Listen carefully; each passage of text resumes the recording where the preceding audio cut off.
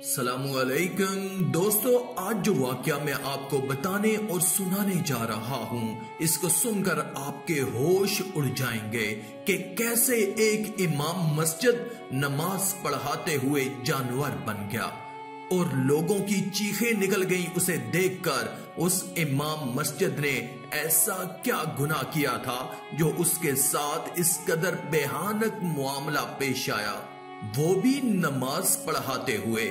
اللہ نے ساری دنیا کے لیے کیوں اسے عبرت کا نشان بنا دیا؟ آپ جب اس کے بارے میں جانیں گے یقیناً آپ حیران اور پریشان ہو جائیں گے۔ دوستو، اس مولوی کے بارے میں جاننے کے لیے اس ویڈیو کو آخر تک ضرور دیکھیے گا۔ ویڈیو کو لائک اور شیئر کر کے ہمارے اس اللہ کی قدرت چینل کو بھی سبسکرائب کر دیں اور نیچے کمنٹ میں استغفار لکھ دیں تاکہ اللہ ہمارے اور آپ کے گناہوں کو بھی معاف فرما دے، آمین یا رب العالمین۔ دوستو، یہ واقعہ انڈیا کے ایک گاؤں کا ہے جہاں ایک مولوی امام مسجد اپنی بیوی اور 2 بچوں کے ساتھ رہا کرتا تھا۔ مولوی گاؤں کی مسجد کا امام تھا اور اس کا گھر مسجد سے منسلک تھا۔ ایک دن ہوا کچھ یوں کہ مولوی نماز فجر پڑھا رہا تھا کہ پہلی رکعت کے بعد وہ عجیب و غریب حرکتیں کرنے لگا اور آوازیں نکالنے لگا۔ لوگوں نے جب یہ دیکھا تو وہ ہاتھوں اور پیروں کے بل تھا اور اس کا چہرہ جانور کی طرح سوج رہا تھا۔ لوگوں نے آگے بڑھ کر فوراً اسے دیکھا کہ اس کو کیا ہوا ہے، اور جیسے ہی ان کی نظر مولوی پر پڑی تو مولوی کا چہرہ دیکھ کر سب کی چیخیں نکل گئیں، کیونکہ وہ مولوی اب ایک جانور بن چکا تھا۔ اس مولوی نے دیواروں کے ساتھ ٹکریں ماری اور زمین پر گر کر تڑپتے ہوئے مر گیا۔ یہ منظر سبھی کے لیے ایک عجیب اور دل دہلا دینے والا منظر تھا۔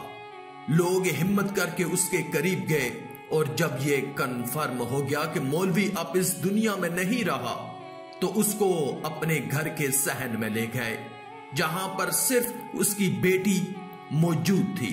دوسری بیٹی کی شادی ہو چکی تھی اور ان دونوں کی ماں کچھ سال پہلے ہی مر چکی تھی۔ اب لوگوں کو تعجب ہو رہا تھا کہ یہ سب کیوں اور کیسے ہو رہا ہے۔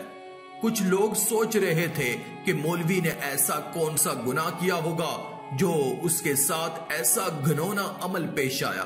کچھ لوگوں نے کہا کہ اس کے اوپر جنات کا حملہ ہوا، اور کچھ نے کہا کہ یہ تو بڑا ہی نیک مولوی تھا، اور کچھ نے یہ کہا کہ اس پر کالے علم کا وار کیا گیا ہے۔ مولوی مرنے کے بعد اپنی اصلی شکل میں واپس آ چکا تھا، مگر سب کو ابھی بھی اس کے چہرے سے گھن آ رہی تھی۔ بہرحال اس کو غسل دینے کے بعد جنازہ پڑھا کر قبرستان لایا گیا۔ قبرستان جانے کے بعد وہاں پر ایک اور عجیب و غریب واقعہ پیش آیا۔ جب مولوی کو قبر میں اتارنے لگے تو ایک بہت بڑا سانپ قبر سے نکل آیا، جسے دیکھ کر سب لوگ ایک دم سے ڈر گئے اور بہت کوشش کی کہ اس کو ہٹا پائیں، مگر سانپ اپنی جگہ نہیں چھوڑ رہا تھا۔ اس کے بعد یہ فیصلہ کیا گیا کہ دوسری قبر کھودی جائے۔ اب جب دوسری قبر کو کھودا گیا تو مولوی کو قبر میں اتارتے وقت وہ سانپ پھر سے دوبارہ دوسری قبر میں نمودار ہو گیا۔ اب سب کے سب پریشان ہو چکے تھے۔ گاؤں کے بڑے بوڑھے سمجھدار لوگ بھی وہاں پر موجود تھے۔ انہیں سمجھ آ گیا کہ یہ کوئی اتفاق نہیں ہے بلکہ یہ معاملہ کچھ اور ہی ہے۔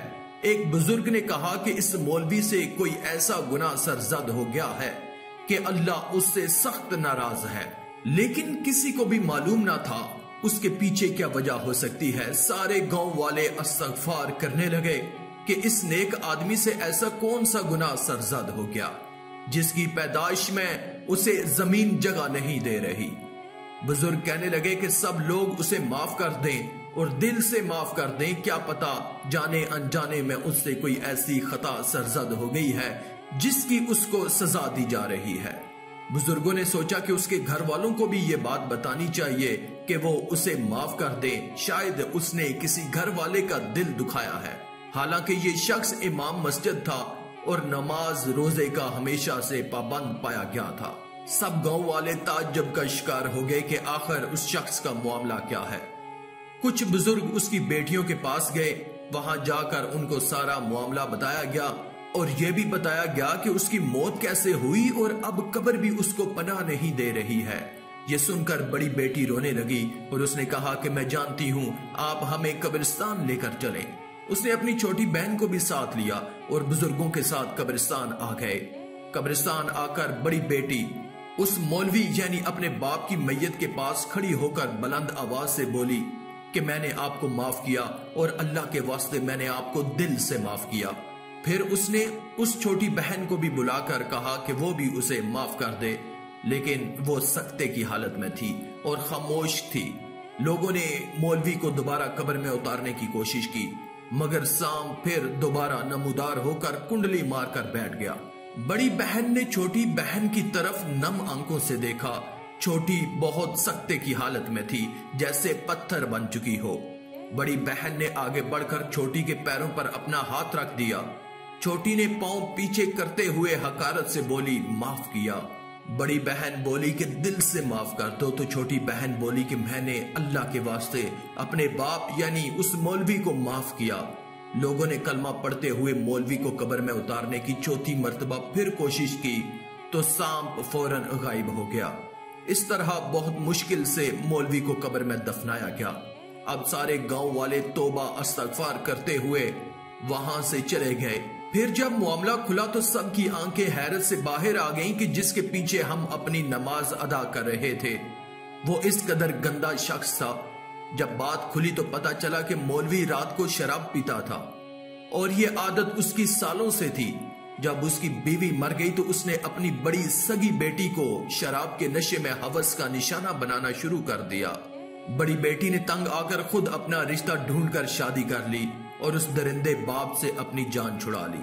لیکن بڑی بیٹی کے بعد مولوی باز نہیں آیا اور اس نام نہاد مولوی نے اپنی چھوٹی بیٹی کو بھی نہیں چھوڑا، اور اس کی دو بیٹیاں اپنے باپ کی ان حرکات کو دیکھ کر اس سے بہت زیادہ نفرت کرتی تھی۔ چھوٹی بیٹی تو ابھی بہت معصوم تھی اور ماں بھی اللہ کو پیاری ہو چکی تھی۔ بڑی بیٹی نے باپ سے چھٹکارے کے لیے خود اپنا رشتہ ڈھونڈ کر شادی کر لی تھی، لیکن اس کی چھوٹی بہن اپنے ہی سگے باپ کے ہاتھوں ہر رات اپنی عزت لٹاتی رہی۔ وہ مولوی شاید اللہ کے عذاب سے بیگانہ ہو گیا تھا۔ شکل و صورت سے تو وہ اللہ کا ماننے والا تھا، نیک پرہیزگار تھا، لیکن حقیقت میں وہ شیطان کا پیروکار تھا۔ دوستو پھر اللہ نے بھی تو پورا انصاف دکھایا اور پورے گاؤں کے سامنے اس کی اصلیت کو کھول کر رکھ دیا۔ ذلیل و خوار تو دنیا میں بھی ہو گیا اور آخرت میں تو پتہ نہیں اللہ اسے معاف کرے گا یا نہیں۔ اللہ تو انصاف کرنے والا ہے، عادل ہے۔ دوستو خدا را شیطان کے شر سے پناہ مانگا کرے اور ہر وقت مانگا کرے۔ اللہ تعالی ہم سب کو گناہوں سے محفوظ رکھے اور رشتوں کی تمیز کرنا سکھائے۔ دوستو یہ واقعہ سچا ہے یا نہیں، لیکن ایک بات تو سچی ہے، اگر آپ گناہ کریں گے تو اس کا عذاب آپ کو دنیا میں بھی ملتا ہے اور قبر میں بھی، اور اگر دنیا میں نہ بھی ملے تو قبر میں تو ملتا ہی ہے اور بہت ہی سخت عذاب ملتا ہے۔ دوستو 2 منٹ کی لذت کے لیے کبھی نہیں بھولنا چاہیے کہ اللہ تعالی ہمیں دیکھ رہا ہے، اس لیے ہر چھوٹے اور بڑے گناہوں سے بچیں اور استغفار کرتے رہیں۔ آخر میں اللہ رب العزت سے دعا ہے کہ اللہ ہمیں نیک اعمال کرنے اور برائی سے بچنے اور بچانے کی توفیق عطا فرمائے، آمین یا رب العالمین۔